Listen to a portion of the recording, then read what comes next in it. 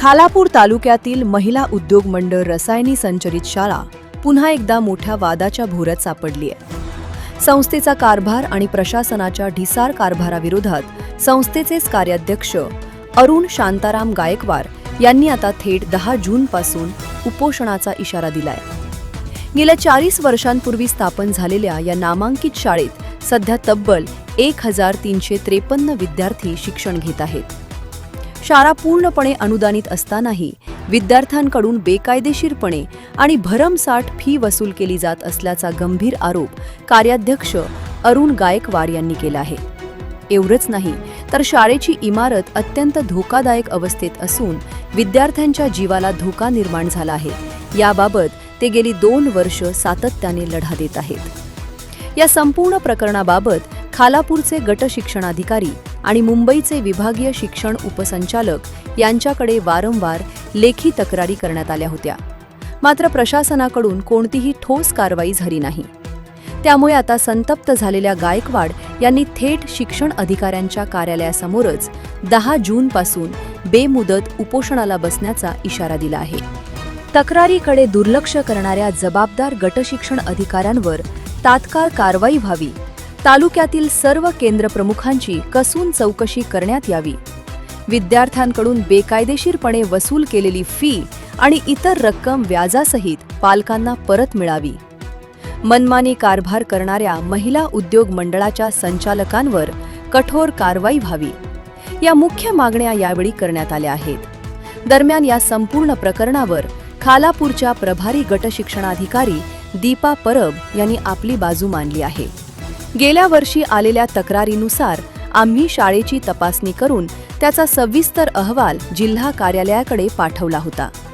आता वरिष्ठांकडून जसे आदेश येतील त्यानुसार पुढील तपासणी आणि कारवाई केली जाईल असे त्यांनी सांगितले. आता प्रशासनाच्या या संथ कारभारामुळे आणि कार्याध्यक्षांच्या उपोषणाच्या पवित्र्यामुळे या शाळेतील 1300हून अधिक विद्यार्थ्यांचे भविष्य काय वळण घेणार याकडे संपूर्ण खालापूर तालुक्याचे लक्ष लागले आहे. कारण असं आहे का 2024 पासून प्रथमतः आमच्या लक्षात आलं की ही शाळा अनुदानित आहे. ह्या शाळेला जर का 60% अनुदान आहे म्हणजे एखादा शिक्षक 30,000 35,000 पगार घेतोय तर तिथं शिकत असणाऱ्या विद्यार्थ्यांकडनं शाळेने एकही रुपये फी घेतली नाही पाहिजे. परंतु ते फी घेतलेले पावत्या आमच्याकडे आल्या, ते आम्हाला आढळलं. म्हणजेच ही शाळा अवैधरित्या फी घेते. हा पहिला पॉईंट. दुसरा पॉईंट, ही अनुदानित कशी आहे तर ह्या शाळेकडे स्वतःची जागा नाही आहे. ह्या शाळेकडं कुठल्याही जागेचा भाडे करार नाही आहे. म्हणजे ही शाळा अनधिकृत चालते हे स्पष्ट होतं आहे असा आमचा आरोप आहे. या आरोपांच्या अनुषंगाने आम्ही शिक्षण अधिकाऱ्यांना प्रश्न केले का आपण जर काय कारवाई केली नाही तर येत्या 10 जूनला आम्ही तुमच्याकडे उपोषणा बसत आहे.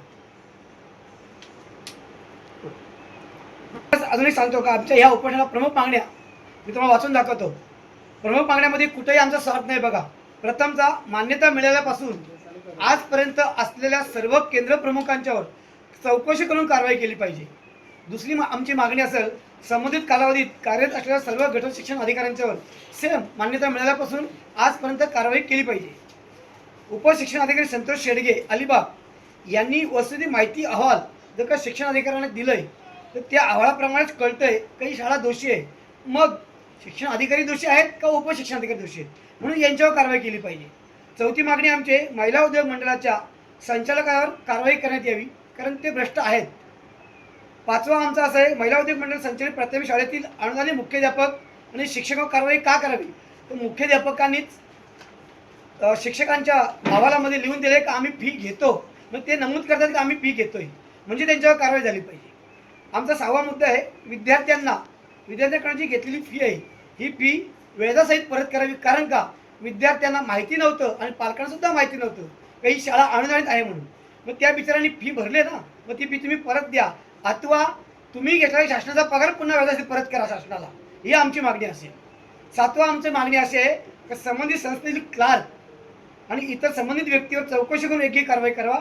आणि आमचा 8वा असा आहे की संस्थेचे पदाधिकारी आणि संबंधित अनुदानित शिक्षकांच्यावर फौजदारी गुन्हे दाखल व्हावेत. या आमच्या 8 मागण्या घेऊन आम्ही उपोषणाला बसत आहे. बदल म्हणता येत नाही. ह्याच्यात बसलेले सगळे भ्रष्ट अधिकारी मलाही खात असतील. शासनाचा जर का पगार शिक्षकांना येतोय तर ती शाळा म्हणते का आमचे 1000 ते 1200 मुलं आहेत मग त्याला तुम्ही जर इंटू 300 रुपये केलात तर मंथली पेमेंट झाला किती बघा. मग हा पैसा केंद्र प्रमुख, गट शिक्षण अधिकारी आणि शिक्षण अधिकारी, विस्तार अधिकारी खात आहेत का, हा प्रश्न आम्हाला पडलाय. कारण असं होणार नाहीये का एखादा अधिकारी गप का बसतोय. साहेब तुम्हाला मी सांगतो, ह्या दहीदुल्यांच्या कॅबिनला ते एक दिवस आम्ही बसता असताना असंच आम्ही चर्चा केली होती.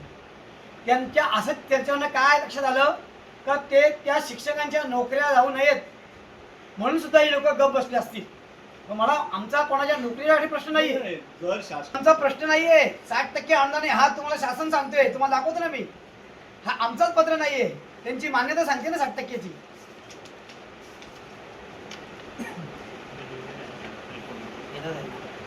पाहू शकता हा गट शिक्षण उपशिक्षण अधिकारी शेटकीचे तुम्हाला मगाशी बोलू त्यांचा अहवाल आहे.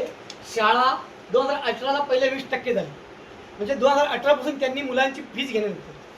त्यानंतर 2022ला पुन्हा ती 40% झाली, त्यानंतर 2023ला ती 60% झाली आणि ती आत्ता 23 नंतर 80% होणार होती 24ला. परंतु ह्या तक्रारी वाढल्या म्हणून शिक्षण अधिकाऱ्यांना गप राहावं लागलं.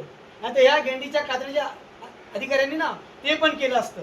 म्हणजे एकीकडं तुम्ही मलाही खा आणि आम्ही महाराष्ट्राच्या तिजोरीला खटखटाट करतो, असल्या अधिकाऱ्यांना नाही ठेवलं पाहिजे साहेब. आमचा यात स्वार्थ नाहीये. आम्हाला ह्या विद्यार्थ्यांचे पैसे, आमची उपमुख्यमंत्र्यांची पहिली मागणी तुम्हाला माहिती काय साहेब, मुलांचे घेतलेले पैसे व्याजासहित परत करा म्हणून आमची मागणी. दुसरी मागणी आमची आहे, केंद्र प्रमुख जेव्हा शिक्षण विभाग नेमतो तो का नेमतो, अशा घटना घडू नये म्हणून केंद्र प्रमुखाला नेमला जातो त्या परिसरामध्ये. पण तो केंद्र प्रमुख गांधीसारखी पट्टी मारतोय आणि मग गट शिक्षण अधिकारी करतात काय तालुक्यात बसून. जेव्हा यांचे अधिकारी इन्स्पेक्शनला येतात, इन्स्पेक्शन यांची चौकशी झाल्याशिवाय यांना अनुदान दिलं जात नाही, मग कसं दिलं गेलं ह्याची सगळी चौकशी झाली पाहिजे. जनोदय करिता मनोज कळमकर, खालापूर.